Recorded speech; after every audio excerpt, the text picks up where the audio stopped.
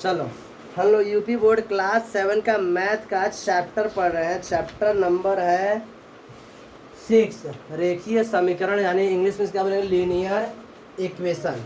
पहले हम समझे लीनियर इक्वेशन है रेखीय समीकरण कहते किसे हैं, ध्यान समझो। तो क्या होता है लीनियर इक्वेशन रेखीय समीकरण किसे कहते हैं, एक ऐसा अलजेब्रिक एक्सप्रेशन, एक ऐसा अलजेब्रिक एक्सप्रेशन जिसमें दो पक्ष होते हैं। कितने पक्ष होते हैं, दो पक्ष। एक होगा वाम पक्ष, एक होगा दायां पक्ष। अब बीच में किसका साइन रहेगा, बराबर का साइन रहेगा। किसका साइन रहेगा, बराबर। यह दोनों पक्ष किसी एक, यानी जो चर रहेगा उसके किसी एक निश्चित मान के लिए दोनों आपस में क्या होंगे, बराबर रहेंगे। उसे हम लोग क्या बोलते हैं, लीनियर इक्वेशन या रेखीय समीकरण बोलते हैं। बात समझ रहे हैं। इस रेखीय समीकरण में जो चर होगा उसकी घात सदैव क्या रहती है, एक होती है। क्या होती है, एक रहती है। बात समझ रहे हैं। तो लीनियर इक्वेशन या रेखीय समीकरण किसे कहते हैं, तो क्या बताओगी, एक ऐसा बीजीय व्यंजक, क्या बताओगी, एक ऐसा बीजीय व्यंजक जिसमें दो पक्ष होते हैं, एक वाम पक्ष और एक दायां पक्ष, और इनके बीच में किसका साइन रहेगा, बराबर का चिन्ह होता है। और दोनों पक्ष चर के किसी एक मान के लिए, किसी एक मान के लिए बराबर हो गया, सब मान के लिए नहीं, किसी एक मान के लिए क्या होंगे, बराबर होंगे। उसे क्या बोलते हैं हम लोग, समीकरण बोलते हैं। क्या बोलेंगे, समीकरण। और इसमें हम अगर जो चर रहेगा उसकी घात अगर एक रहेगी तो क्या कहलाएगी, लीनियर इक्वेशन यानी रेखीय समीकरण। बात सुनना यार, ठीक है। अब आगे देखते हैं। इसमें दो पक्ष, इधर वाला वाम पक्ष, इधर वाला दायां पक्ष, ये बराबर का साइन। इसमें देखो 1 2 3, जो 1 2 3 यह तुम्हारा क्या कहलाएगा, अचर कहलाएगा, यानी इसका मान निश्चित रहेगा। और x जो तुम्हारा वो क्या कहलाएगा, चर कहलाएगा, यानी यह क्या है, वेरिएबल है। क्या है, वेरिएबल। इसका वैल्यू फिक्स नहीं रहेगा। और ये कांस्टेंट है, इसका वैल्यू क्या होगा, फिक्स रहेगा। क्या रहेगा, फिक्स रहेगा। बात समझ में आ रहा है, ठीक है। ये कांस्टेंट है और ये वेरिएबल है, ये अचर है और ये चर है, ठीक है। अब आगे देखो, रेखीय समीकरण में चर का मान ज्ञात करने की विधि। रेखीय समीकरण देगा, उसमें चर का मान कैसे ज्ञात करेंगे, तो उसका पहला नियम समझ लो क्या होता है कि रेखीय समीकरण में, किसी भी रेखीय समीकरण में वाम पक्ष तथा दायां पक्ष में कोई भी समान संख्या को जोड़ा, घटाया, गुणा तथा भाग किया जा सकता है। जैसे इधर समझो, अभी लिखेंगे तो समझ आएगा। जैसे हम 2x + 1 = 3 करते हैं, ठीक है। तो इसमें याद रखिए, यह तुम्हारा वाम पक्ष है, तुम्हारा दायां पक्ष है। तो वाम पक्ष में सेम संख्या जोड़ तथा घटा सकते हैं, कोई दिक्कत है। अगर इधर जोड़ेंगे तो इधर भी जोड़ना पड़ेगा, इधर घटाएंगे तो इधर भी घटाना पड़ेगा, इधर गुणा करेंगे तो इधर भी गुणा करना पड़ेगा, इधर भाग करेंगे तो इधर भी भाग करना पड़ेगा। समान संख्या को दोनों साइड जोड़ भी सकते हो। अगर जोड़ोगे तो दोनों साइड क्या करना पड़ेगा, जोड़ना पड़ेगा। और घटाओ दोनों साइड क्या करना पड़ेगा, घटाना पड़ेगा। अगर गुणा करोगे दोनों साइड क्या करना पड़ेगा, गुणा करना पड़ेगा। अब भाग करो दोनों साइड क्या करना पड़ेगा। बस यही याद रखना है कि ऐसा नहीं कि इधर जोड़ी उधर घटा दो, ऐसा नहीं। दोनों साइड कर सकते हैं, लेकिन अगर जोड़े तो जोड़ना पड़ेगा, घटा रहे तो घटाना पड़ेगा, गुणा करेंगे तो गुणा करना पड़ेगा, भाग करेंगे तो भाग करना पड़ेगा। इस नियम का उपयोग करके हम लोग क्या कर सकते हैं, और चर की मान ज्ञात कर सकते हैं। जैसे एक क्वेश्चन हम ज्ञात करके दिखाते हैं। जैसे हम कहें x + 1 = 3 दिया हुआ है, x की मान ज्ञात कीजिए। x से क्या कीजिए, मान ज्ञात करें। तो हम कहेंगे देखो, x में जो संख्या जोड़ा गया उसी का तुम अगर जोड़ा है तो घटा दो। क्या कर दो, तो लिखेंगे x + 1 माइनस कर देंगे 1 बराबर, इधर -1 किए ना, तो इस साइड में हमें क्या करना पड़ेगा, -1 करना पड़ेगा। बात समझ में आया। हाँ, x + 1 था तो -1 किए, अगर -1 रहता तो हम +1 करते हैं। बात समझ रहा है। अगर +2 रहता तो -2 लिखते हैं, ठीक है। अगर -2 यहाँ लिखते तो यहाँ पर क्या करते हैं, -2 लिखते हैं। बात समझ रहा है। अब इस -1 से +1 कैंसिल हो गया, ठीक है। तो बचा बस कौन, x, और इधर 3 में से क्या, 2। ये हो गया आंसर। समझ में आया। एक क्वेश्चन और देखो, जैसे ये पहला क्वेश्चन हो गया। एक क्वेश्चन और देखो, दूसरा। हम कहे y - 3 = 6 दिया हुआ है। कोई और संख्या देते हैं, 7 देते हैं, ठीक है, बराबर 7 जोड़ो, ठीक है। हम क्या करेंगे, अब मान ज्ञात करना है y का। अब y चर है, तो y का कैसे मान ज्ञात करेंगे, तो लिखेंगे y - 3, और -3 तो क्या करेंगे हम लोग, +3, और इधर प्लस कर दिए तो इधर भी क्या करना पड़ेगा, +3, माइनस से प्लस कैंसिल, 7 और 3 10, तो y बराबर कितना आ गया, 10 आ गया। बात समझ में आ रहा है। हाँ, एक और क्वेश्चन देखो।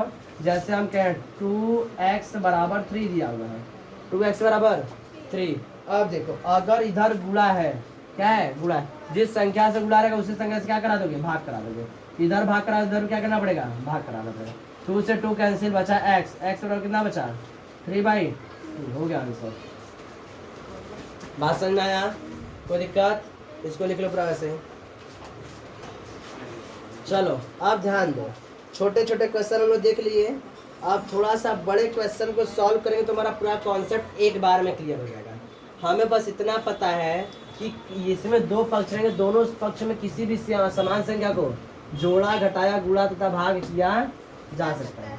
बस इस कॉन्सेप्ट को तुम क्लियर रखना, बाकी पूरा क्वेश्चन तुम लोग सॉल्व कर जाओगे।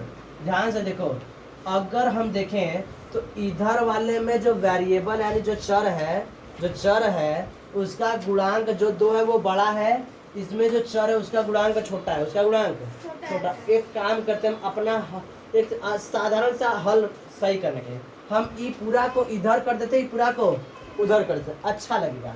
तो हम कहेंगे लिखा था 1 + 2x + 3 डिवाइड बाई 6 और बराबर x - 1 डिवाइड बाई 4 प्लस 2। ऐसा कर सकते हैं, वाम पक्ष को पूरा का पूरा उठा के दायां पक्ष बना दो, दायां का पक्ष उठा के पूरा पूरा बना दो, क्या चीज़ वाम पक्ष। ऐसा कर सकते, कोई दिक्कत नहीं, बस अंतर मत करना। इधर 1 था तो 1 लिखे, प्लस था तो प्लस लिखे, 2x + 3 2x + 3 डिवाइड बाई 6, इधर जैसा था वैसा उठा के कर दे, कोई दिक्कत? अब इसको हल करेंगे थोड़ा सा अच्छा लगेगा। क्या करेंगे अब, अगर ध्यान से तुम देखो तो इसका वेरिएबल बड़ा है, इसका वेरिएबल इसका कोफिशिएंट बड़ा है, इसका कोफिशिएंट छोटा है। हम क्या करते हैं, इस इधर से जो कि अचर है उसको उधर करेंगे और उधर वाले चर को इधर करना, यही हमारा मेन कॉन्सेप्ट रहेगा। बात समझ रहा है? अब चलो पहले हमें किससे एलिमिनेट करना है, 1 को। किसको एलिमिनेट करना है, यानी 1 को हमें पहले हटाना है। तो 1 देखो यहाँ पर प्लस के साथ है ना, यानी 1 जुड़ा हुआ है, 1 क्या हुआ है, जुड़ा है। तो हम क्या करेंगे, दोनों पक्ष में 1 को घटा देंगे, क्या कर देंगे, घटा देंगे। तो लिखेंगे 1 + 2x + 3 डिवाइड बाई 6 -1 इधर करेंगे, तो इधर x - 1 डिवाइड बाई 4 प्लस 2 था, इधर भी क्या कर देंगे -1। ये समझ में आया क्यों किए हैं? इधर देखो 1 के सामने कोई साइन है नहीं, तो क्या मान के चलेंगे, प्लस ही मान के चलेंगे। क्या मान के चलेंगे? अगर किसी भी संख्या के सामने अगर कोई निशान नहीं रहता तो हम क्या मानते हैं, प्लस मानते हैं। समझ में आ रहा है? तो +1 था तो क्या कर दिए, -1 कर, क्या कर दिए, -1। इधर -1 के इधर भी क्या करना पड़ेगा, -1। ये -1 से +1 कैंसिल और 2 में से 1 गया तो 1 आया। अब ये देखो अच्छा लगेगा तुम्हें, 2x + 3 divide by 6 = x - 1 point में 4 प्लस। अब अच्छा लग रहा है देखने में तुमको, अच्छा लग रहा है कि नहीं?